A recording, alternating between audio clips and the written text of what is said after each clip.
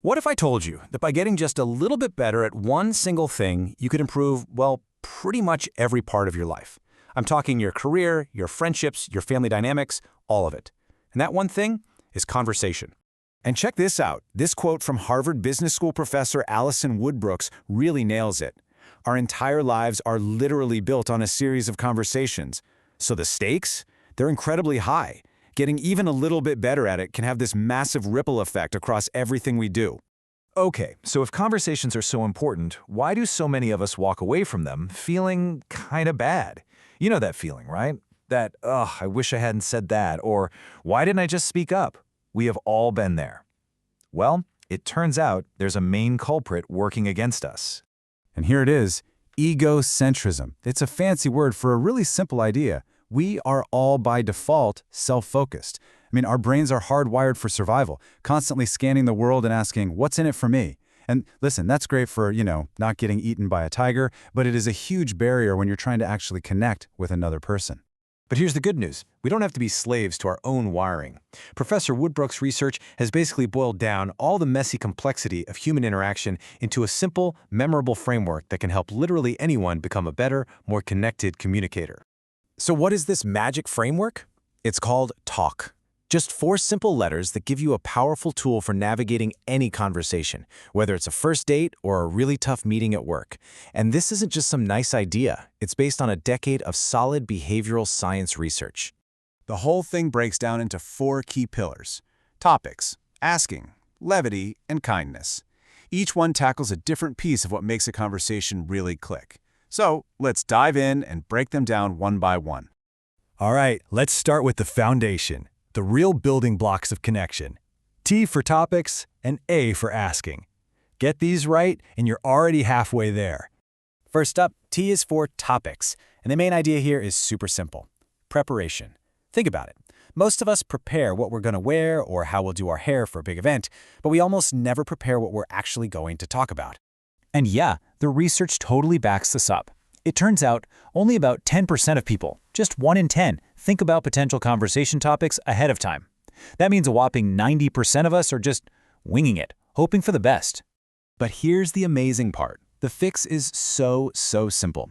The research shows that spending just 30 seconds, that's it, brainstorming a few potential topics makes the conversation way more enjoyable, more fluent, and less anxious for everyone. It's your secret weapon against those awful, panicky silences. That little bit of prep sets the stage perfectly, which leads us right into A for asking. If our natural tendency is to be self-focused, then asking questions is the most direct antidote there is. It's this incredibly powerful tool that forces you out of your own head and into someone else's world. You want to practice this? A fantastic tool is this exercise called never-ending follow-up questions. The rule is simple. Whatever the other person says, your only job is to listen and then ask a question about that. It might feel a little extreme at first, but it trains you to be genuinely curious, and it proves that you're actually listening. So we've built the foundation with topics and asking. But a great conversation is more than just a solid structure. Now we got to add the heart and soul. And that's where L for levity and K for kindness come in. This is how we add warmth and respect to really deepen that connection. LEL stands for levity. We often worry about conflict and conversations, but a much more common killer of connection is just boredom. When people check out, the conversation dies. Levity, and that can be humor, warmth, a little sparkle. That's what pulls people back in and keeps them engaged.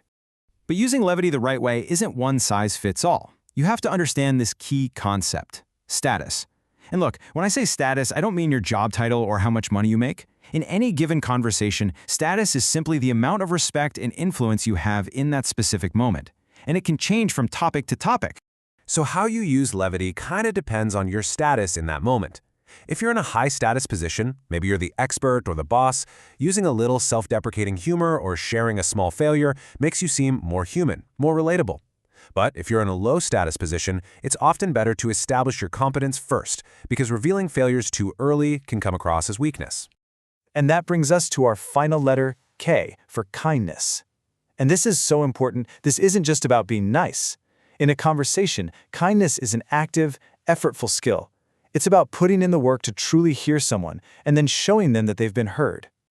So what does this kind of active kindness actually look like?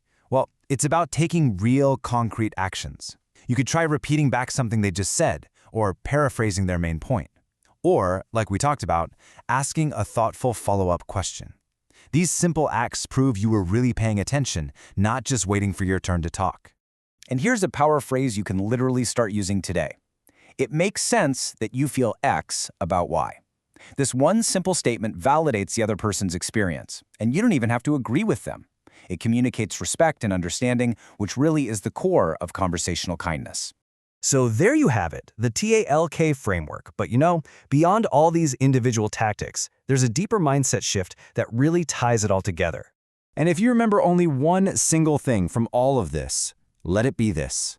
We all feel this pressure to be witty and charming and interesting, but the real secret is to just flip your focus outwards. Stop trying so hard to be interesting and start practicing how to be interested. That right there is where true charisma comes from. And finally, please remember this. Conversations are messy. They just are. We interrupt each other, we stumble over our words, we say the wrong thing. The goal is not perfection. It's just about giving yourself and the people you're talking to a little more grace. It's all about progress, not perfection. So I'll leave you with this question. Think about your day ahead. What's one conversation, just one, where you can consciously try to apply one little piece of this TALK framework? Because improving that single conversation, that's the first step to improving, well, everything else.